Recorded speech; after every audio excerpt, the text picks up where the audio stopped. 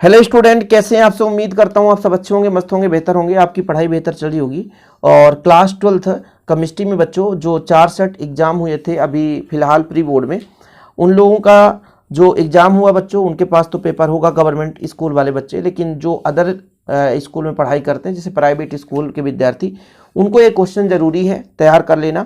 और यहाँ पर जो बच्चे गवर्नमेंट भी पढ़ाई करते हैं लेकिन उनको सल्यूशन पता नहीं है, तो यहाँ पर जितने भी 28 सब्जेक्टिव हैं उनको क्लियर करेंगे। इसके बाद बच्चों आप लोगों को क्वेश्चन भी दिखा देंगे कैसे कैसे पेपर आ रहा है। जो अभी तक नहीं तैयार किए उनकी मैं बात करता हूँ, और जो बच्चे तैयार कर लिए उनके कोई दिक्कत ही नहीं है। चलिए तो फटाफट शुरू करते हैं। पहला क्वेश्चन देखिएगा। पहला क्वेश्चन है 1000 ग्राम विलायक में उपस्थित विलेय के मोलों की संख्या को क्या बोलते हैं। 1000 ग्राम विलायक में विलेय के मोलों की संख्या कहलाती है मोललता कहलाती है। क्या? मोललता।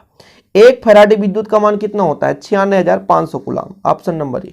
आणविकता का सही मान नहीं है। 1 अणुक, 2 अणुक, 3 अणुक हो सकता है लेकिन आधा अणुक नहीं हो सकता। तो ऑप्शन नंबर आ ये।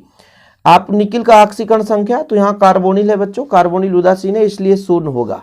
ठीक, चलिए। निम्न यौगिक रजत चूर्ण के साथ गर्म करने पर एसिटिलीन देता है तो आयोडोफॉर्म CHI3। मीरबेन का तेल नाइट्रोबेंजीन, मीरबेन का तेल नाइट्रोबेंजीन, ये जो बा है वो राइट आंसर है। इसके बाद अगला है विटामिन B1 का नाम थायमीन है।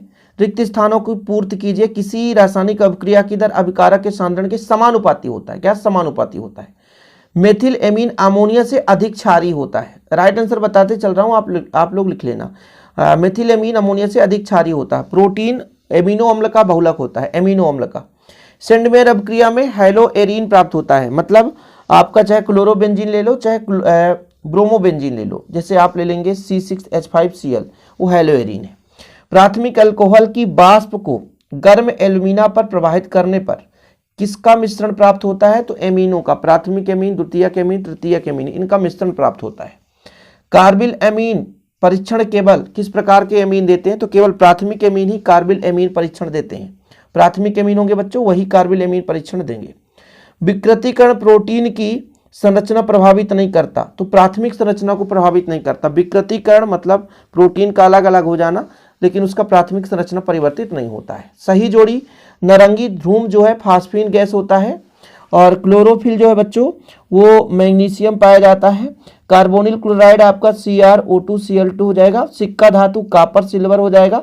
उदासीन लिगेंड कार्बोनिल CO है, इसलिए आपका कार्बोनिल है CO।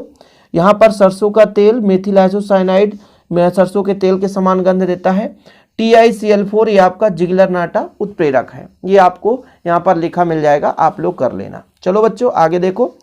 बिलियन के 10⁶ भाग में विलेय के ग्राम मात्रा क्या कहलाती है? ppm कहलाता है, पार्ट्स पर मिलियन। ppm पार्ट्स पर मिलियन। वह अभिक्रिया जिसमें ऑक्सीकरण अपचयन साथ साथ होता है उसे हम बोलते हैं बच्चों रेडॉक्स अभिक्रिया। डीएनए में उपस्थित पेंटोज शर्करा का नाम बताओ, तो डीऑक्सीराइबोज पेंटोज शर्करा होता है, डीऑक्सीराइबोज। अमोनिकल सिल्वर नाइट्रेट का विलयन क्या कहलाता है? इसको भी बाद में मैं आपको बताऊंगा। कैल्सीफेरॉल किस विटामिन का नाम है? तो विटामिन D है। ठीक है, आगे देखो। एल्कोहल में किस प्रकार का संकरण? तो sp3। फिनाल में किस प्रकार का संकरण? तो sp2 होता है। कार्बोनिल अम्ल किसे कहते हैं? कार्बोलिक अम्ल बताओ किसे बोलेंगे? तो भाई एक कार्बनिक यौगिक जिसमें आपका कार्बोक्सिलिक समूह COOH होता है।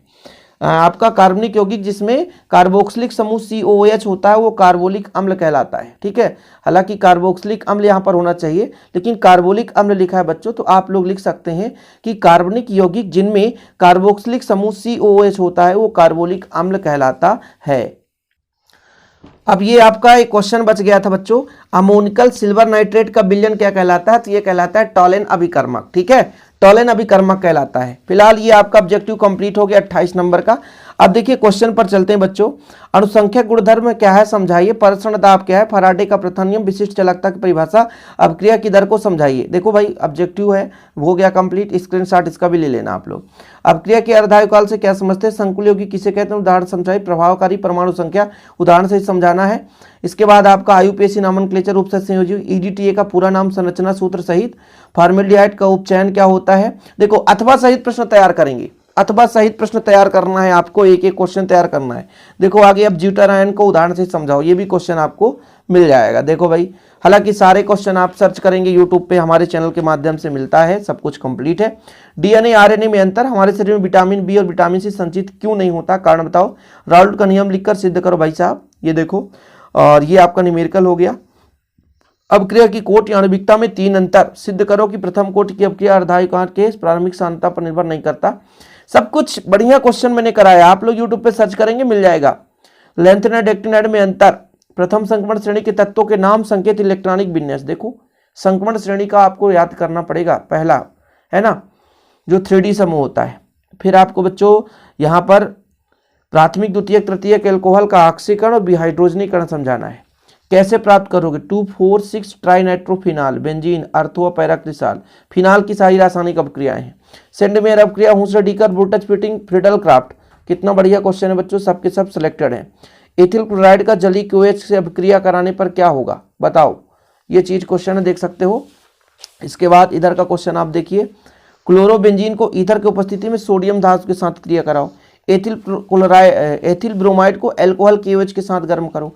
एथिल ब्रोमाइड की क्रिया सिल्वर नाइट्राइड से कराओ। कोलरास का नियम देखो, साथ में न्यूमेरिकल क्वेश्चन। अब आजकल कोलरास के नियम अनुप्रयोग सहित समझाइए, साथ में बच्चों इसका न्यूमेरिकल क्वेश्चन भी आप दे देता है। देखो ये 2 क्वेश्चन है, कोलरास का नियम अनुप्रयोग सहित, फिर आपका एक क्वेश्चन ये हो गया। तो ऐसे भी क्वेश्चन न्यूमेरिकल सहित देता है, इसलिए आप लोग कंफ्यूज मत होना, इसे आप तैयार कर लेना। आगे देखो, क्या होता है जब एसिटिक अम्ल पर हाइड्रोजोइक अम्ल की क्रिया करते हैं। और फिर देखो बेंजल्डिहाइड को NaOH के साथ गर्म करते हैं।